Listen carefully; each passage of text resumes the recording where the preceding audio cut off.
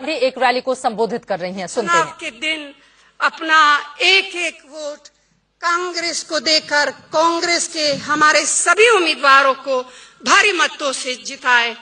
और अंत में इन्हीं शब्दों के साथ इस सभा में आने के लिए मैं आप सबको दिल से बहुत बहुत धन्यवाद देती हूँ। धन्यवाद। जय हिंद। कोई लेना देना नहीं है। कांग्रेस ही ऐसी पार्टी है जो समाज के सभी वर्गों के लिए संघर्ष करती है। हमने अपनी 2014 के घोषणा पत्र में सभी क्षेत्रों वर्गों के लिए अनेक ठोस कार्यक्रम और योजनाओं का वादा किया है। मिसाल के तौर पर सभी गरीब भूमिहीन परिवारों के सिर पर छत हो, इसके लिए कानूनी तौर पर आवास का वादा किया है। देश में सभी को मुफ्त इलाज और दवा मिले, इसके लिए स्वास्थ्य के अधिकार का संकल्प है। बुजुर्गों, विधवाओं और विकलांगजनों के लिए पेंशन का वादा है। असंगठित क्षेत्र के लोगों के लिए सामाजिक सुरक्षा और पेंशन का वादा किया है।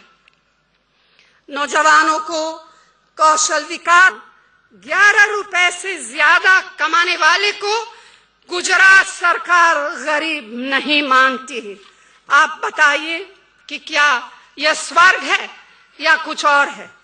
इन्हें सिर्फ खुद की कुर्सी का ध्यान है और इन्हें गरीबों से आपसे कोई लेना देना नहीं है।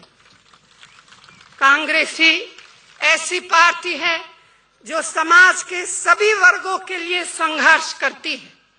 हमने अपनी 2014 के घोषणा पत्र में सभी क्षेत्रों वर्गों के लिए अनेक ठोस कार्यक्रम और योजनाओं का वादा किया है। मिसाल के तौर पर सभी गरीब भूमिहीन परिवारों के सिर पर छत हो, इसके लिए कानूनी तौर पर आवास का वादा किया है। देश में सभी को मुफ्त इलाज और दवा मिले, इसके लिए स्वास्थ्य के अधिकार का संकल्प है। बुजुर्गों, विधवाओं और विकलांगजनों के लिए पेंशन का वादा है। असंगठित क्षेत्र के लोगों के लिए सामाजिक सुरक्षा और पेंशन का वादा किया है। नौजवानों को कौशल विकास, 11 रुपए से ज्यादा कमाने वाले को गुजरात सरकार गरीब नहीं मानती है। आप बताइए कि क्या यह स्वर्ग है या कुछ और है? इन्हें सिर्फ खुद की कुर्सी का ध्यान है और इन्हें गरीबों से आपसे कोई लेना देना नहीं है। कांग्रेस ही ऐसी पार्टी है जो समाज के सभी वर्गों के लिए संघर्ष करती है। हमने अपनी 2014 के घोषणा पत्र में सभी क्षेत्रों वर्गों के लिए अनेक ठोस कार्यक्रम और योजनाओं का वादा किया है।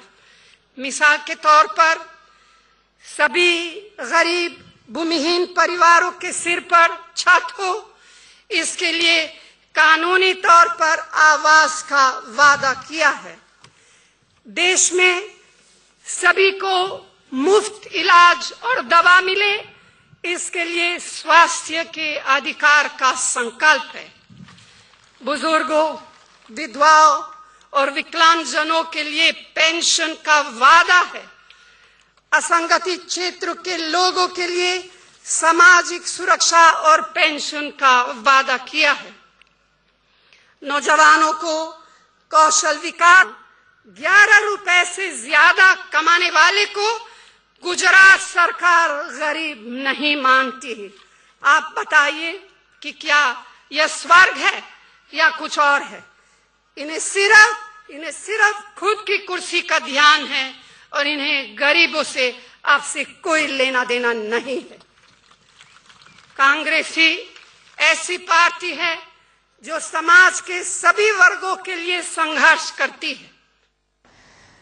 गुजरात के वलसाड से सोनिया गांधी को आप सुन रहे थे। आपको बता दें 2009 में 11 सीटें कांग्रेस पार्टी ने जीती थी, कुल 26 में से, जबकि 15 सीटें बीजेपी के खाते में आई थी।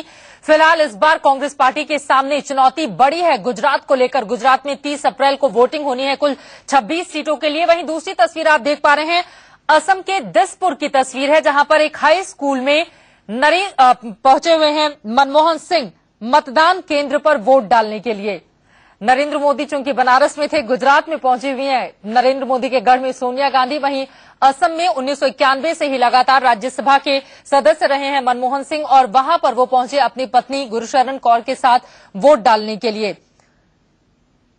विधिवत दिवंगत पूर्व सीएम हितेश्वर सैकिया के घर को किराए पर भी उन्होंने ले रखा है, और अब इसकी मालकिन सैकिया की पत्नी हेमप्रभा सैकिया हैं। उन लोगों से उन्होंने मुलाकात की और उसके बाद दिसपुर हाई स्कूल के मतदान केंद्र पर वोट डालने के लिए पहुंचे प्रधानमंत्री मनमोहन सिंह। असम में भी चुनौतियां कई हैं, 14 सीटें हैं असम में, लेकिन इस बार माना यही जा रहा है कि बीजेपी कड़ी चुनौती बनकर उभरी है।